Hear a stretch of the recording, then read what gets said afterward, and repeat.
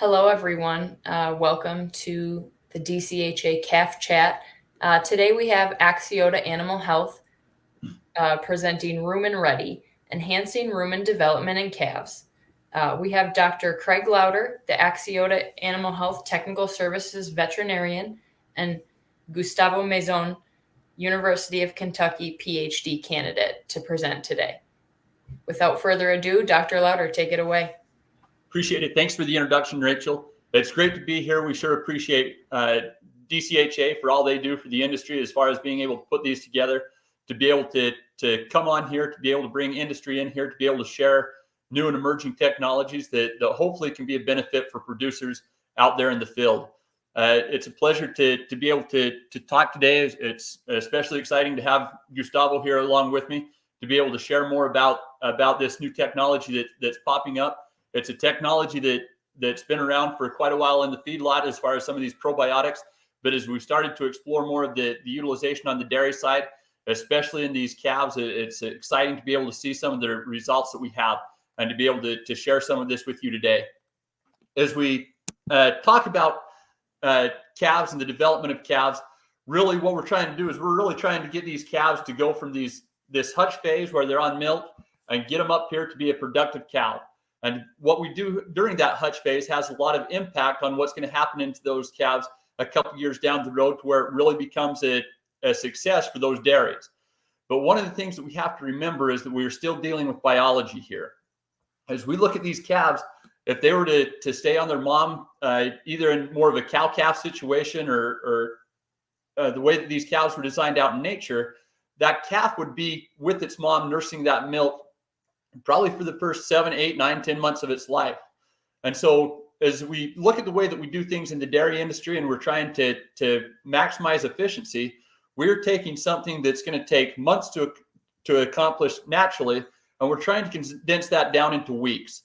And so as we look at these calves, we've got to be able to get them to switch over from this milk-based diet, a diet that's going to be able to provide all of those nutrients to the calf, to be able to help it to grow and develop and get its stomach's working to where it can switch over and become a true ruminant. And so as we look at the ruminant anatomy, it's a very unique setup that these animals have. To be able to take forages and grains, to be able to put them into this great big fermentation vat, and to be able to break that down with the help of the microbiome there, the bacteria, the protozoa, and to be able to utilize that energy that's produced there to sustain life on those animals. And so it's a very special setup that those animals have that allow it to be able to accomplish that, to be able to become very productive, that allows us to be able to take feedstuffs that wouldn't provide food for humans because of our simple digestive system, and to be able to transfer that over and to be able to make very highly palatable and very nutritious feeds that can fuel us as humans. And all of that is possible because of that rumen. Now, as we look at the rumen itself, these animals are hardwired to have that. And so the way that they were designed, they have to be able to have that rumen in there and be functioning. And so research has shown in some of these experimental setups that when we take that rumen out of the cow will just simply die by the time it gets up to about 6 to 8 months of age. They have to have the nutrition that comes from that. That is what's going to be the source of nutrients for those animals. And so when we think about feeding cows, in reality, we're not feeding the cows, we're feeding the bacteria and the other microbes that are within the rumen. And then those microbes is what's providing the energy and the nutrition for that cow. And so when we take that out of there, we're no longer providing the nutrition to the cow that she needs. Now, one of the things that we have to keep in mind as we're looking at the rumen is that although that cow is hardwired to be dependent upon that rumen, when the calf is first born, it is functioning just much like we as people are. It is a simple stomached animal there. The nutrition is all going through the abomasum, which is the true stomach. That's where that milk is going to clot. It's going to go ahead and pass into the small intestines and be digested there. That rumen is going to be a much smaller portion of that digestive tract. And in fact, that milk is designed that there will be an esophageal groove closes so that we're not even putting any of that milk into the rumen. However, as soon as that calf starts coming through the birth canal when it's being born, that non-sterile environment that it grew up in during gestation has now had bacteria introduced into it. And so that calf is going to be exposed to bacteria, and those bacteria are going to be some of the first ones that starts to populate that rumen. We have to have those bugs get into the rumen to be able to make it convert over to that, into that full ruminant system that's going to help that calf to fully develop. And so within about 24 hours after birth, we're going to be able to see a lot of aerobic bacteria start to populate that rumen tract. We're going to start to have bacteria that are going to get in there and start to grow and proliferate. As we start to introduce more dry feed, so as that calf starts to pick either grain or straw or grass, whatever is available there, that dry feed isn't going to bypass that rumen. It's going to end up in that rumen. As it does that, that's where we're going to see more of these anaerobic bacteria start to end up in the rumen and start to proliferate. It's going to start to break down that feed that animal starts to ingest. And so as early as about 3 days of age, we may see some of these calves starting to pick dry feed and starting to actually chew a cud, signs of rumination. Now, that doesn't mean that rumen is fully developed at that point. We're just starting into that process. And so we have to be able to continue that to where, hopefully, in the case of these dairy calves, by the time they're 2 months of age, that rumen is developed to the point where we can take that milk away from them and have that calf be able to absorb sufficient nutrients to be able to keep it going. And so when we start to look at the calf when it's first born, we'll notice that rumen is going to be less than half of the full digestive tract of that calf. By the time we get out to a few weeks of age, that rumen is now going to become the dominant structure there, and it's going to be where most of that feed goes. We've all seen the big rumen on cows that have died. When we open them up, how big of a structure that is. That's the dominant structure that's there. And so that's what we've got to be able to get to. But as we look at the development of these animals, we realize that there's really 3 different things that have to develop within the rumen to become fully functional. And so first is the anatomy. As we look at this graph here, we see that rumen is at less than half of the full digestive tract. And so we've got to have a lot of growth there. We have to have the muscle development to be able to mix that feed, to be able to keep that feed mixing, to be able to push it out once that feed is broken down sufficiently enough. We have the physiologic development. And so initially that's just a very small structure there. We have to get enough muscle there. We have to get the papilla developed there. Those are those finger-like projections that come off the inside of the rumen to be able to absorb the nutrients. And so we have to have the anatomy there to be able to have the structure there. We have to have the physiologic development to be able to have it functioning, to be able to get the nutrients out of there. But one of the things that we often forget about is that microbiological development as well. And so we have to get the bacteria, we have to get the protozoa in there to be able to help to break that feed down to where it can be absorbed. And so historically, we have always looked at what can we do to get the anatomical and the physiological development taken care of as quick as we can. And so 40 years or so ago, we knew that we had to get dry feed into them to be able to get that rumen developed. And so some of these pictures off of the Penn State University website shows that when a calf is simply fed milk, we have still just a very skin-like organ there. There's not a lot of muscle there. It's very smooth. You're not seeing this shag carpet-like appearance that you see in the center. This is a calf that's been fed milk and grain. That grain is going to be a critical component of that rumen development because of some of the volatile fatty acids that are going to be produced. We're going to talk more about that here in a minute, especially compared to this one that's fed milk and hay. And so recently, we've seen more of an increased interest in feeding both a combination of grain and hay. We're always looking at what we can do to be able to improve that anatomical and physiological development of that rumen. But we'll talk more about how the bacteria comes into play there as well as we go through this today. And so in order to get that development, we know that we've got to get that shag-like carpet appearance. We want those papilla there. That is what's going to be able to absorb those nutrients. Generally, what we do is in the calf raising industry is we're looking at these calves and we're saying, okay, we've got to be able to make sure that these calves are able to consume somewhere between 2 to 4 pounds of grain a day prior to weaning. However, what that doesn't take into account is while that calf may be consuming 2 to 4 pounds of grain, is that rumen developed? Do we have the papilla there to be able to absorb the nutrients out of that 2 to 4 pounds of grain. That is what's going to really impact how well that calf is able to do. One of the things that we have to be careful with is as we're feeding more grain, that can increase the amount of acid that is going to be produced in that rumen. As we do that, if we're not careful, that acid can actually start to blunt and burn off some of that papilla.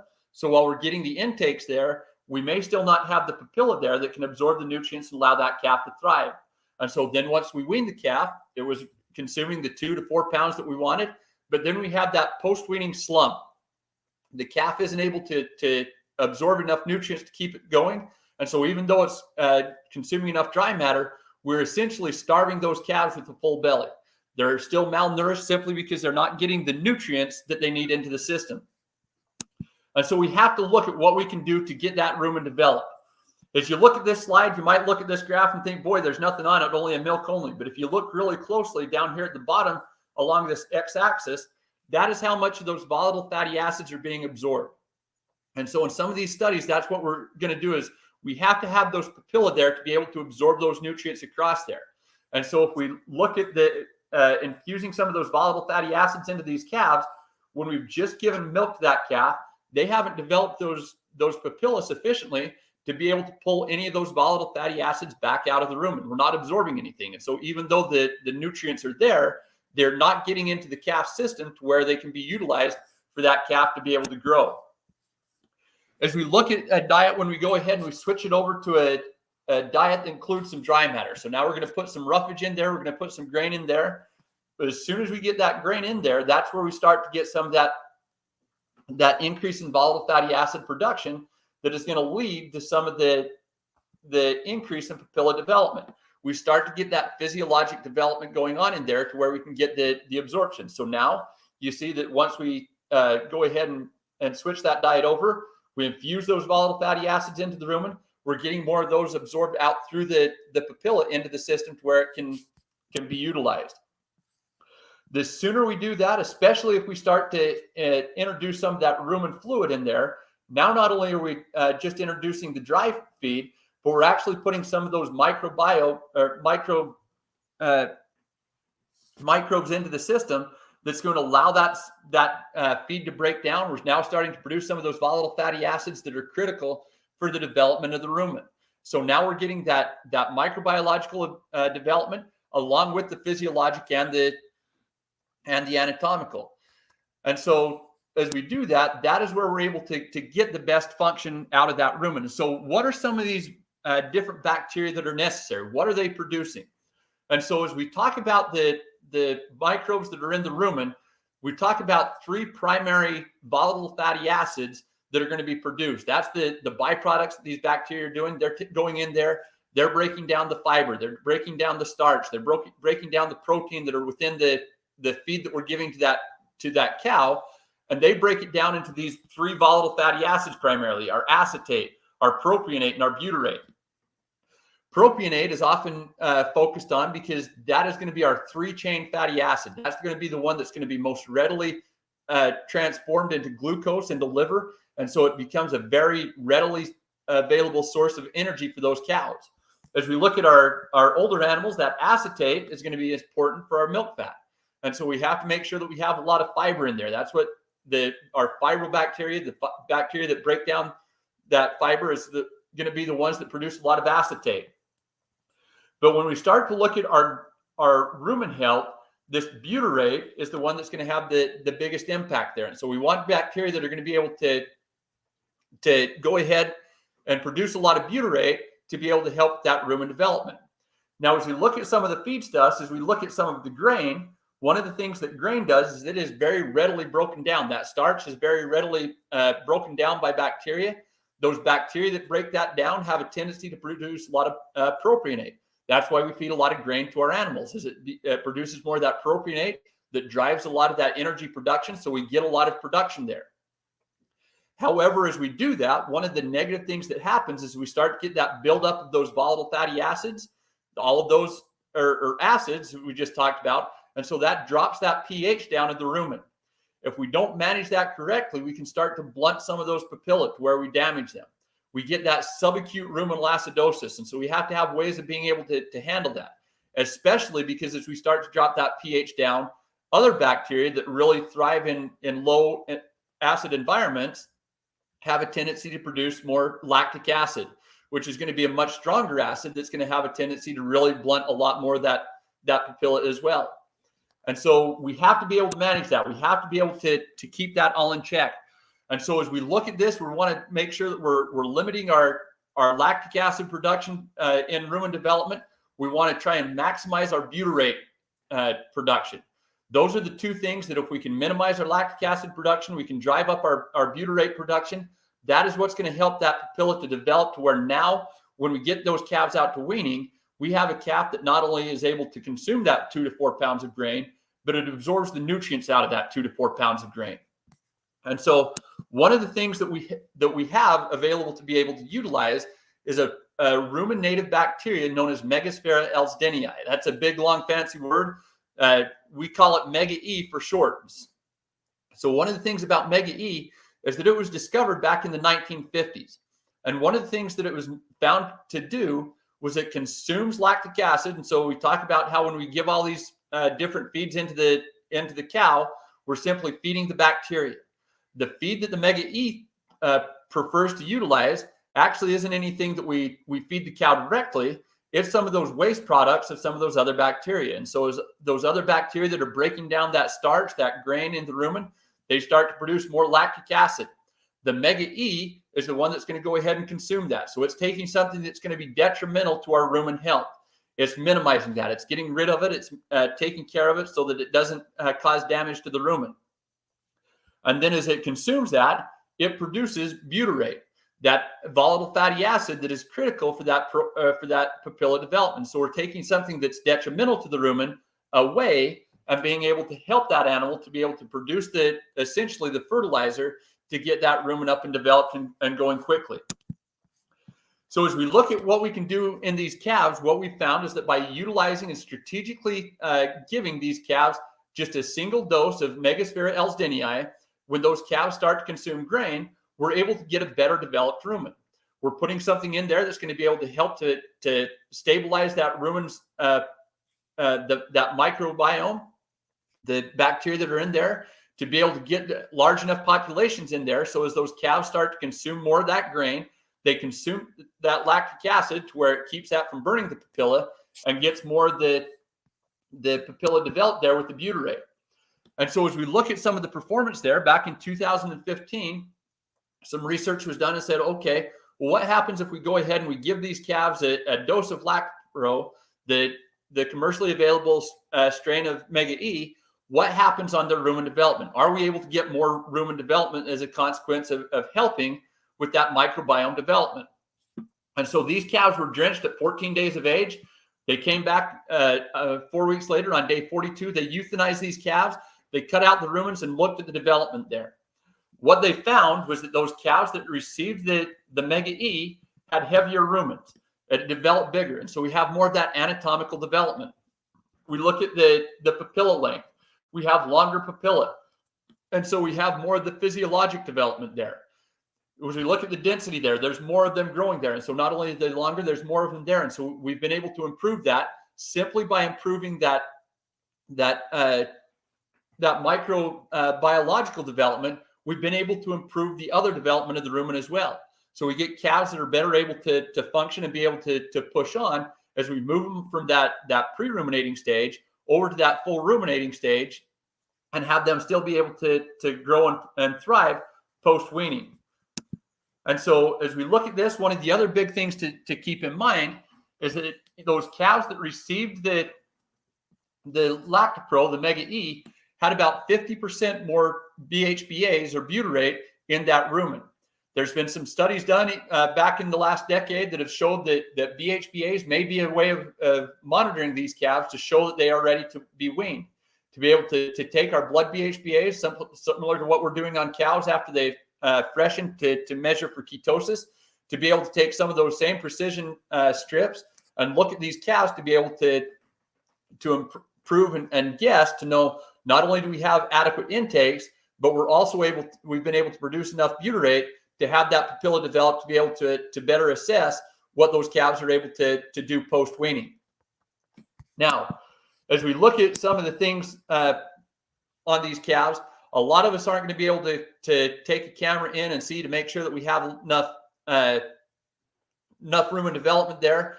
And so we're saying, okay, we're going to take your word here that the rumen is going to be developed, but is there ways that we can go ahead and monitor this to be able to see if there was a way that these calves actually improve their performance?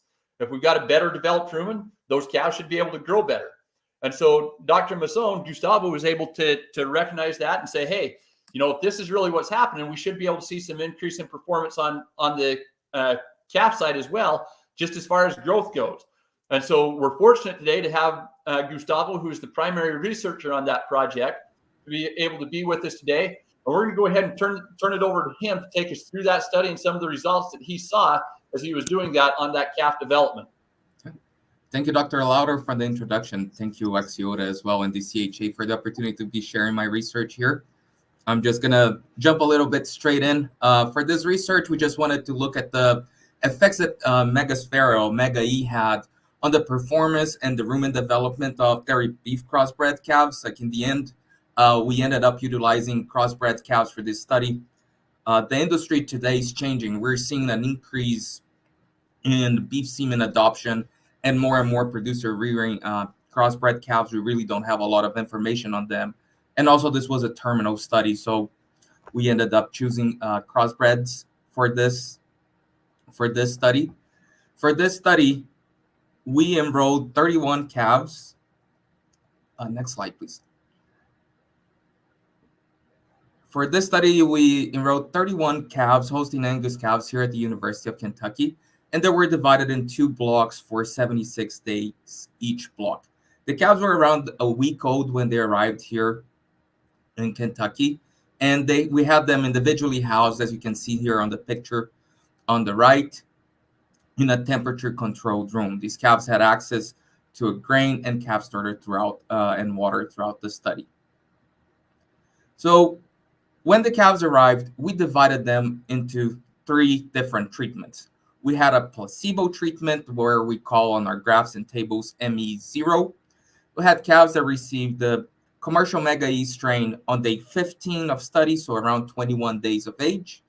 And then we had calves that received a capsule like the one you can see on the right of the slide on day 15. And then we gave them a booster capsule on day 39 before we stepped them down for weaning. And we utilized that strategy because some previous study that we have done with cows showed that giving Mega E before a challenge, and we can spend days here discussing how challenge weaning is for calves. So we decided to give the calves a booster dose of Mega E. And then as we can see on the table here, the columns we have the 3 treatments, and on the rows we have body weight, the age, and the passive immune status of the animal, and we balanced the groups to make sure those were all balanced. Throughout the trial, we fed the calves 7 liters of milk replacers from day 1 to day 41. And then on day 42, we stepped them down to 3.5 liters per day, divided in 2 meals. On the day 56 of this trial, the calves were weaned. And then starting on day 77, we harvested them. So like I said, the calves had unlimited access to water and a very common starch, pelletized starch that you see, starter that you see that is high in starch. So as I'm a more visual person, I'm going to go through a little timeline of the study now to explain it a little bit better. So we have our 3 main periods: our pre-weaning, that's day 0 to 42, our weaning period 42 to 56, and our post-weaning period 56 to 77. The arrows on top, they show when we step them down on milk from 7 to 3.5 liters per day, and then on day 56 they were completely weaned. Here now we have indicated the 2 possible Mega E interventions that we did, either at day 15 or at day 1539. And then, as I previously mentioned, we harvested all the calves and dissected them to analyze for rumen development on day 77. But in between the weaning, pre-weaning, and post-weaning periods, we also took rumen samples to analyze them for pH and VFA production. As we discussed earlier, VFA production is extremely important for rumen and papillae development. So we wanted to see what was happening inside the rumen throughout the calf rearing period as well. So that's why we took those samples. So in the end of this study, we have a couple of variables that are focused more on calf performers, and those would be the starter dry matter intake and average daily gain of the calves. And then we're going to look at the GI tract development. We're going to look at the rumen weights of the calves. We're going to look at visceral organ weights. And also we did papillae dimensions. We're going to look at rumen pH and VFA production as well. So our first result that we saw is going to be on starter intake. So on the x-axis of this graph, we have the 3 different treatments. So ME0, the control treatment, calves has received placebo bolus, and the blue and the green bar represent calves that received the Mega E either at 15 or 15 and 39 days. On the case of this graph here, we have starter dry matter intake. And we saw that regardless if the calves received the Mega E once or twice, calves that received Mega E, they ate more compared to control calves. So those calves had more starter intake compared to control calves. And then if we look on the table on the left, we saw that there was a treatment by period interaction. So sometime during the rearing period of these calves, the treatment separated themselves from control. And that's what we're going to be looking on the next table. So on this table here, it's a little busy, but we can see that on the rows, we have the 3 different periods, the pre-weaning, the weaning, and post-weaning periods. And then on the columns, we have the 3 different treatments, the placebo calves, ME0, the calves that received Megasphere at day 15, ME15, and the calves that received the capsule on day 15 and a booster before weaning. On the far right, we have a comparison showing between each one of the individual treatments.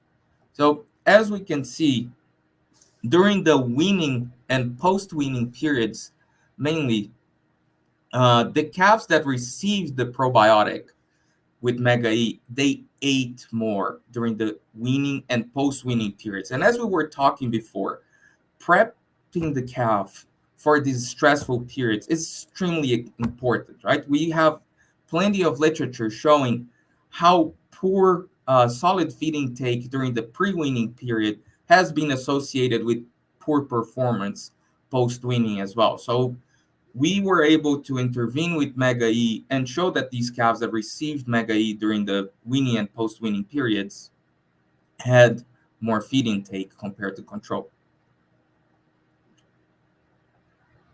And then when we look at average daily gain, we saw a similar trend to what happened with dry matter intake. For example, here again on the x-axis, we have the different treatments, and on the y-axis, we had average daily gain. So when we look at the calves that received the probiotic, either on day 15 and on day 15 and 39, they showed overall greater average daily gain when we compared them to the control. And again, we did see a treatment by period interaction that we're going to explore on the table next. So when we talked about average grain intake, solid feed intake, it was very important, right? And we talk about the importance of solid feed intake for rumen development, but also in this case, the greater dry matter intake that the calves displayed also increased their performance. So we have a slide highlighting now that pretty much during the weaning and post-weaning periods, the calves as well that received the probiotic had greater average daily gain during those periods. So during the challenging periods, during periods that the calves normally will tend to stop eating grain for a couple of days until they transition and understand that's their diet from now on, we were able to keep those calves eating more during the weaning and post-weaning period compared to control. And then with that culminated was in greater rumen development. So when we look at the rumen of the calves, we harvested the calves, they ate more especially during the weaning and post-weaning periods. They gained more weight. And now let's look what was happening inside. The first thing that we saw is that the calves that had the Megasphere intervention, they showed heavier rumens when we compared them to the control. So intervention with Megasphere was not essential for making the calves increase their intake, increase their performance, but also increase their rumen size. And consequently, we did see an increase in liver size of the calves that were those with the Mega E. And if we think of the importance of the liver on a dairy calf, we've talked about VFA production and VFA absorption, and most of the VFA that is absorbed, it's going to be processed in the liver. We have a lot of propionate being produced when you feed calves diets containing grain, and we need a lot of processing power for that. So consequently, we saw an increase in liver size. And actually, there's a theory from the human medicine that says the more nutrient availability you have, the more cell proliferation you're going to see, especially in the liver. So that shows that intervening with calves, like in early life with Megasphere, not only increase their dry matter intake, increase the average daily gain throughout the production period, but also increase rumen size and liver. Maybe we might be able to look in the future on metabolic efficiency of those animals as well. And then we took all those samples during the rearing period of the calves to analyze them for pH, for VFA, and then we also, at the very end, we looked for papillae measurements. So let's recap. We saw that the calves, they ate more. We saw the calves had more weight gain when we compared them to control. And then we saw that calves, when they received Mega E, they did have greater rumens and heavier livers when we compared them to control as well. So now if we move on to the next slide, we have like a highlight that calves that were receiving the Megasphere actually showed an increase in propionate in their rumen. So showing that the grain intake was associated with greater propionate production, and that propionate actually gave the calves energy to grow more and have bigger rumens. Of course, butyrate is the main driver for papillae development, but also propionate can be utilized for papillae growth and development. And that's exactly what we see on the red box below. We see that calves that received the probiotic, they had not only greater papillae length, but they had greater papillae width and papillae area. And we have plenty of research showing that increased VFA production, increased VFA concentration in the rumen actually promotes an increased growth on papillae. So the more VFA you produce, greater papillae growth you're going to incentivate. Furthermore, bigger the papillae, more length, more width, more area, they're going to be more active and more efficient absorbing those VFAs. So now if we think a little bit backwards, we have the calves that were able to eat more. When they ate more, they produced more propionate that actually induced their papillae to increase in size and be able to absorb more.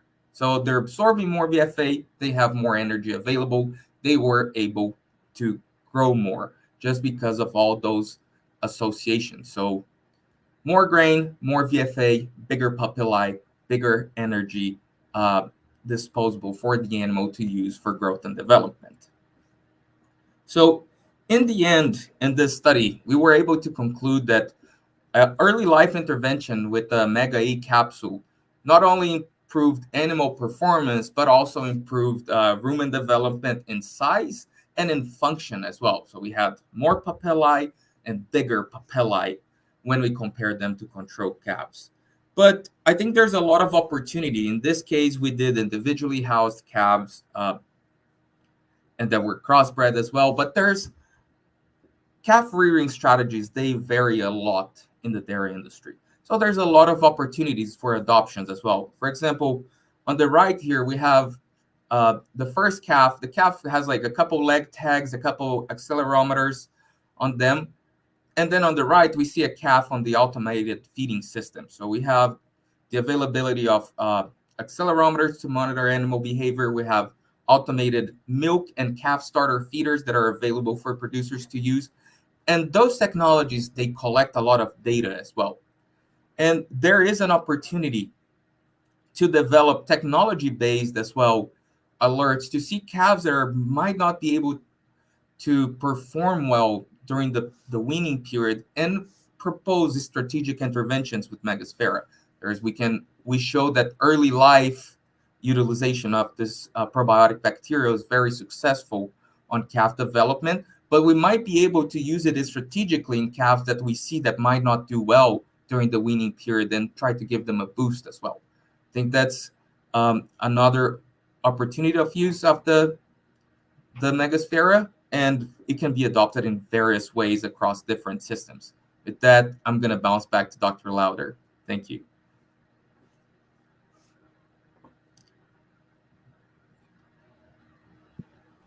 Appreciate it. Thank you, Gustavo. We sure appreciate that summary of the study that you did, the outstanding data that was collected there, and the implementation that it has for our dairy calf raisers today. As we look at this, in summary, the big thing is to recognize that as we strive to develop that rumen, we for probably too long focused simply on the anatomy development as well as the physiologic development. But if we can implement some of these probiotics that are available to be able to focus on what it is that we're trying to do, realize that those bacteria that are in there play a critical role in being able to get those other two parts developed, be able to make sure that the rumen grows, that it gets the size there, the capacity to be able to take that feed in. And once we get that feed in there, to actually be able to absorb those nutrients, and that's going to be dependent upon the production of those volatile fatty acids based upon the bacteria that are there. And so as we talk about the Mega E, it's a commercially available product known as LactoPro. It comes in two strategic formulations. One is the LactoPro NXT, which is going to be a drench form. This is going to come in 1,000 ml or a 200 ml pouch, similar to our modified live vaccines. Once that bacteria is activated and rehydrated, we have a limited amount of time to get it into the animal. And so once the LactoPro NXT is activated, we have about 18 hours to have it into those animals. The LactoPro FLX is an individually wrapped capsule. These capsules are a little over an inch long, so they're very small capsules that have 5 billion CFU in each of them. They come individually wrapped in those little tinfoil wrappers so that you can open those up and administer it to the calves individually.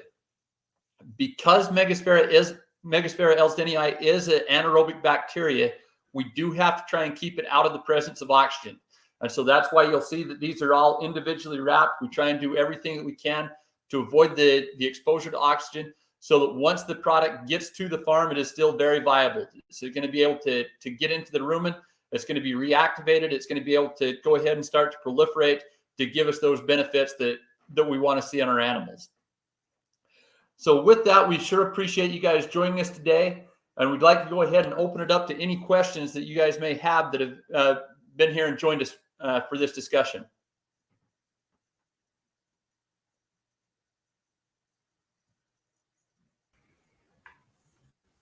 Dr. Lauder, and Gustavo, we had a few questions come in during the chat that we just didn't get to answer during the time.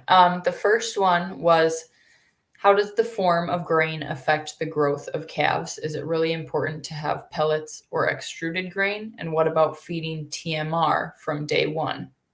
Is there a TMR designed for calves? Gustavo, do you want to tackle that one? Yes, I can tackle that one. Actually, I was trying to double dip on my email as well. This discussion about providing calves with TMR is actually, we've seen producers adopting it in the field. And actually, there's a very recent research. I was trying to look who did it now, but I wasn't able to. Looking at if calves actually consume it. And yes, calves will consume TMR when offered to them in early life. And I think we need to look at it. Yes, we do have all the concerns about starch availability and not only starch percentage on TMRs as well. But regardless of the diets that we adopt, I think that what is most critical in calf rearing is the smooth transition between the liquid to the solid diets. So if we're using TMR diets that are very high in starch, for example, or have very low particle size, low physically effective fiber, there is an opportunity to use megasphere intervention on those calves that they might be under subacute acidosis risk, especially during the weaning period. We see pH drops in calves during the weaning period as they transition from solid to liquid diets. So yes, feeding calves with TMR is an option. We don't have a lot of research on that right now, so we don't have like a rule of thumb formulation or a dietary inclusions per se. But similar to grain, we just have to make sure that calves are going through a smooth transition. So using strategies such gradual weaning, probiotic interventions for calves is essential just to make sure that they go through a smooth transition. To add on to what Gustavo just said, I completely agree with everything he's mentioned there. When we're looking at some of the different feeds that we're giving calves, whether this is a processed grain, an extruded grain, we have to remember that what we are doing is we're feeding those bacteria that are within the rumen. And so there's going to be different bacteria that are going to be utilized to break down different feedstuffs. And so once we move into the TMR, we're going to be feeding all of those nutrients those animals need. We've got our energy source, we've got our protein source, we've got our vitamins, we've got our minerals. And so within that, now we've got fiber, we've got readily available starch, we've got protein, we've got our non-structural carbohydrates, we've got our structural carbohydrates. And so all of those things are going to impact the different bacteria that are going to be in there. And so some of the things that starts to happen, the more fiber that we get into that diet, that takes longer to break down. And so we have to make sure that we have those bacteria in there that can break that down. But by having that fiber stay in there for longer periods of time, we're not replacing that feed that was in the rumen. It takes longer to break it down to where it can get out of there. And so our intakes may drop. And so all of those things have an impact on that overall physiologic development, because if we have something that's going to take longer to break down, we're not getting the volatile fatty acid production there that's going to be able to fuel the development of that rumen. And so all of those things that are different points to consider when we're looking at what sort of feed that we're looking at and giving these calves to develop. As you remember back to those pictures of the different rumen development we had the picture of the calf that only received milk. We had the picture that had the calf that got hay. We had the picture of the calf that just got grain.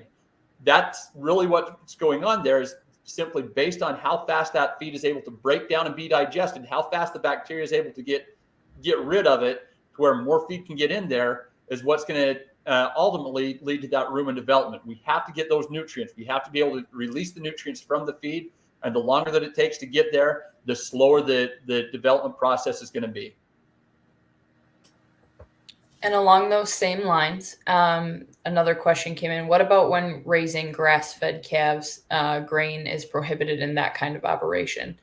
So maybe you could speak to just in general rumen development, and then if there's an application for Lactopro or Mega E in that space. Okay, so on grass-fed calves, that's a great question. Is there an application? And so when we look at rumen development, again, it's going to come back to how fast that feed is going to be able to be replaced within the rumen. And so with grass, we're going to have more of those fibrolytic bacteria. So that's going to favor more of the acetic acid production. We're not going to have as much propionic acid. We're not going to have as much butyric acid. And so that is going to prolong that rumen development a little bit longer, simply because, as Gustavo showed on his slides, as they were looking at the volatile fatty acid profile on these calves, depending on the diet that's there, it's going to adjust that volatile fatty acid profile. And so we have to realize that with a grass-fed calf, there is going to be some difference there on how much of those volatile fatty acids we're getting and the development that we get there. Now, as far as the Lactopro and the application there, generally we look at the Mega E as being a bacteria that's going to consume a lot of our lactic acid. On more of a grass-fed system, we're probably not going to end up with the same amounts of lactic acid production as we would on a calf that's receiving grain.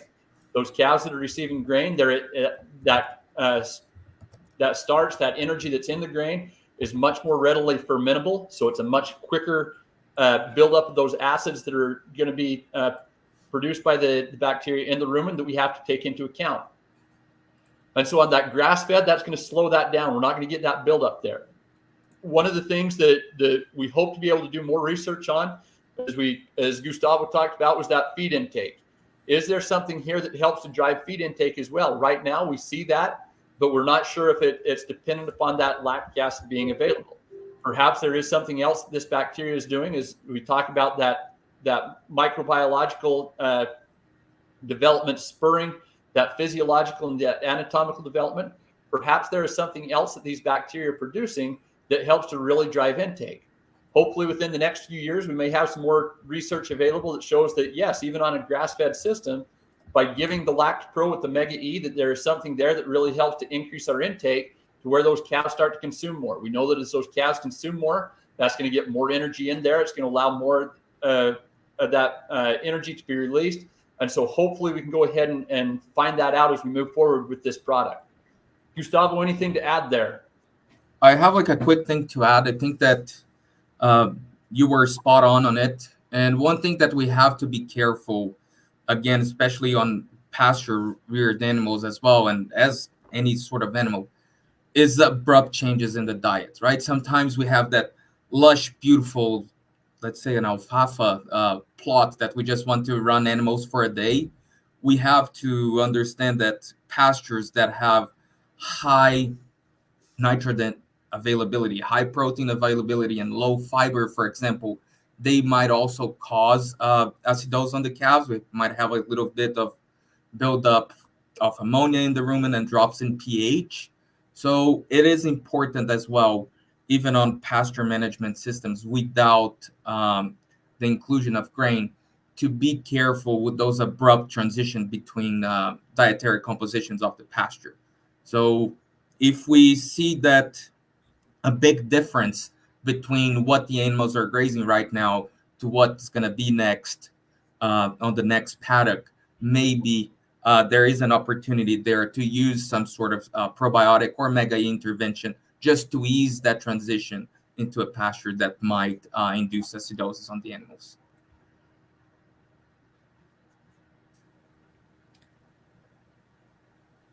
Next question is, how much percentage of butyrate is needed for rumen development?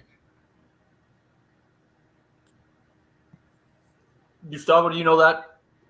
I don't have like a percentage in mind. I don't think there's like a certain percentage. And what happens is butyrate and pretty much every metabolite on animals, they tend to reach a plateau sometimes. So let's say, we're on farm measuring BHB on calves, and we see that this calf that is not eating a lot of grain has the same level of BHB that this calf is eating a little bit more.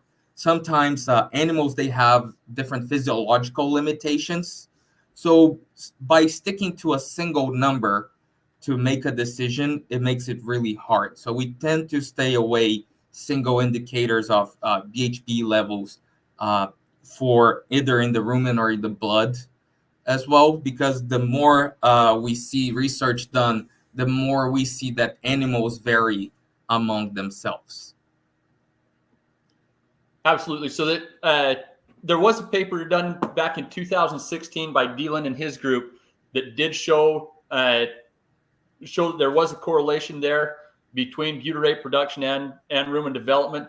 As far as, like Gustavo said, an absolute number, there's going to always be the variability there. But I would recommend you pull that paper up. We can talk and see if we can't post a link to the paper for you. But Dylan's paper, Validation of a Calf-Side Beta-Hydroxybutyrate Test and its Utility for Estimation of Starter Intake in Dairy Calves Around Weaning, was the paper that cited that. So I would probably refer you over to that paper for more information on butyrate levels in the rumen as far as production goes.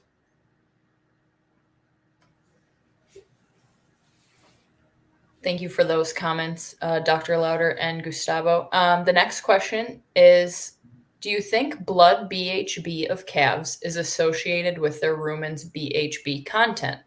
I measured blood BHB of calves under weaning, but the values didn't correlate with their dry matter intake.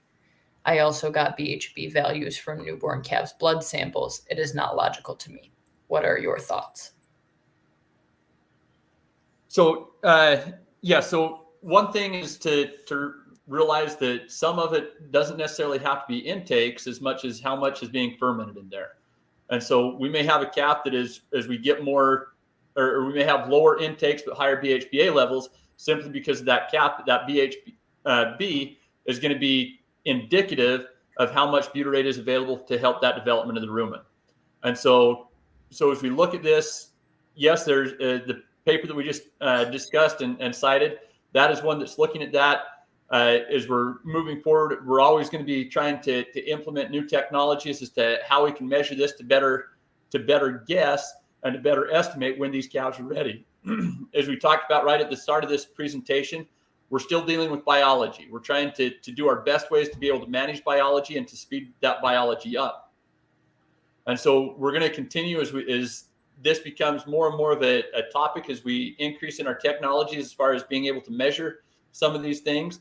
I think that we will see some different guidelines that come out in the future to help us to be able to see, okay, if a calf has this amount of BHBAs in the blood, that's going to probably correspond to how much butyrate is going to be in the rumen. A lot of that butyrate that's produced in the rumen is absorbed right there by the rumen papilla. And so it doesn't all get into the bloodstream, but we do know that some of that does get into the bloodstream. So there is a correlation there.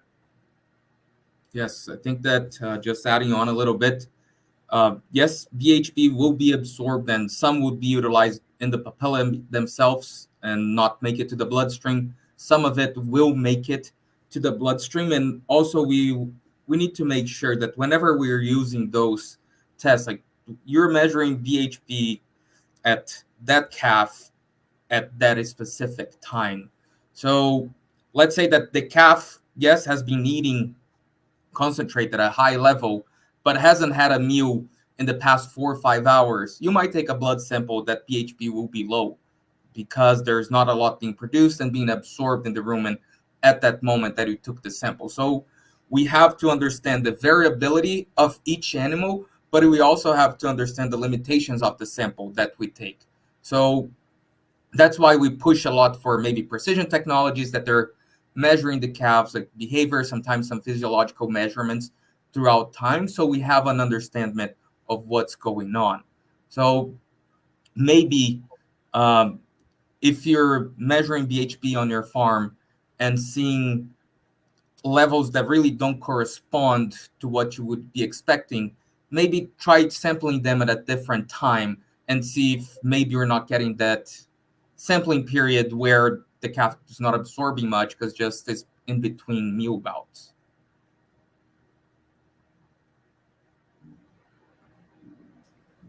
Okay, and the last question that we have thus far is, can Mega E utilize other sugars in addition to lactate, such as glucose, fructans from green grass, etc.? Yeah, so that's a great question. So historically, the Megasphaera elsdenii was looked at, and lactate was the primary substrate that it used. As they were going through and they were trying to develop a strain that would be viable in a commercial system, the strain that is utilized in LactPro is NCIMB 41125. Now, that won't be on any test for you to remember or whatnot, but as they were going through, what they found was that this particular strain that came from a high-producing dairy cow out of South Africa was found to, one, it had a higher tolerance of a wider range of pH, so it was more stable there.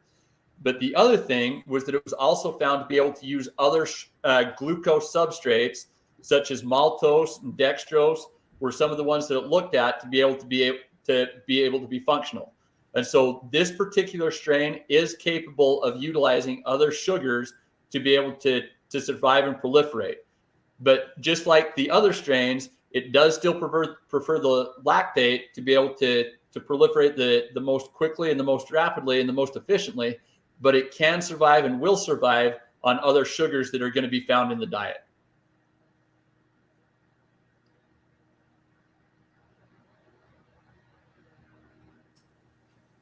Thank you, Dr. Lauder.